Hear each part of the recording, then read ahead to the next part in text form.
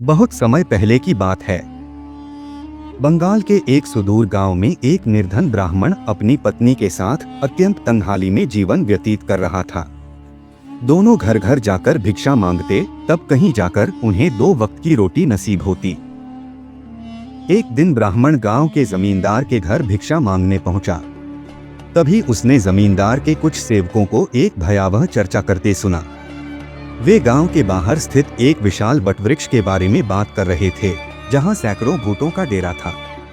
उन्होंने बताया कि जो भी साहसी व्यक्ति वहां गया, वह फिर कभी जीवित नहीं लौटा। उनकी गर्दनें मरोड़ दी गई थीं और उनके निर्जीव शव पेड़ के नीचे पड़े मिले थे। यह सुनकर जमींदार चिंतित हो उठा और घोषणा की, जो कोई भी सूर्यास्त के बाद उस भयावह वटवृक्ष से एक टहनी तोड़कर लाएगा, उसे 100 बीघा जमीन पुरस्कार में दी जाएगी, वह भी बिना किसी लगान के।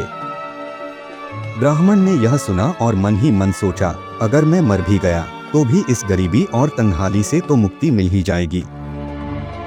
जब गांव के किसी भी बहादुर व्यक्ति ने यह कार्य करने का साहस नहीं दिखाया, तो ब्राह्मण ने स्वयं आगे बढ़कर यह चुनौती स्वीकार कर ली। गांव वाले भयभीत थे। वे बोले, अभी भी समय है, अपना इरादा बदल लो, वरना इसे अपना आखिरी दिन समझो। परंतु ब्राह्मण अपने निर्णय पर अडिग रहा।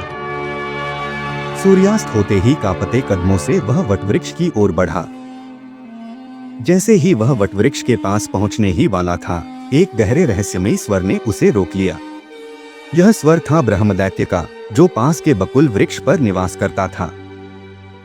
उसने ब्राह्मण की हिम्मत देखकर कहा, हे ब्राह्मण, तुम जैसा निर्बल और निर्धन व्यक्ति इस भयावह स्थान पर क्यों आया? क्या तुम्हें डर नहीं लगता? ब्राह्मण ने कांपती आवाज में उत्तर दिया, हे ब्रह्मदैत्य, मैं जमींदार को दिखाने के लिए वटवृक्ष की एक टहनी तोड़ने आया हूँ। यदि मैं यह कर पाया तो मुझे 100 बीघा जमीन मिल जाएगी, जिससे मेरा जीवन संवर जाएगा। परंतु भूतों के डर से मेरी आत्मा कंपायमान है। कृपया मेरी सहायता करें, मैं आपका जीवन भर ऋणी रहूंगा। ब्रह्मदैत्य मुस्कुराया और बोला, चिंता मत करो, चलो मेरे साथ। ब्राह्मण की तो जैसे जान में जान आ गई। वह ब्रह्मदैत्य के साथ साहसपूर्वक आगे बढ़ा। जैसे ही उसने अपनी आरी निकाली, अचानक हवा में भयंकर हलचल हुई। 100 से अधिक भूत पेड़ के भीतर से बाहर आ गए। उनकी भयावह रक्तरंजित आंखें जल रही थीं और उनके चीत्कार से धरती कांप उठी। लेकिन तभी ब्रह्मदैत्य ने कठोर स्वर में कहा, रुको, यह ब्राह्मण मेरे संरक्षण में है। इसे वटवृक्ष से एक टहनी काटने दो। भूत ब्रह्मदैत्य का आदर करते थे। उनमें से एक भूत ने खुद टहनी काटकर ब्राह्मण को दे दी।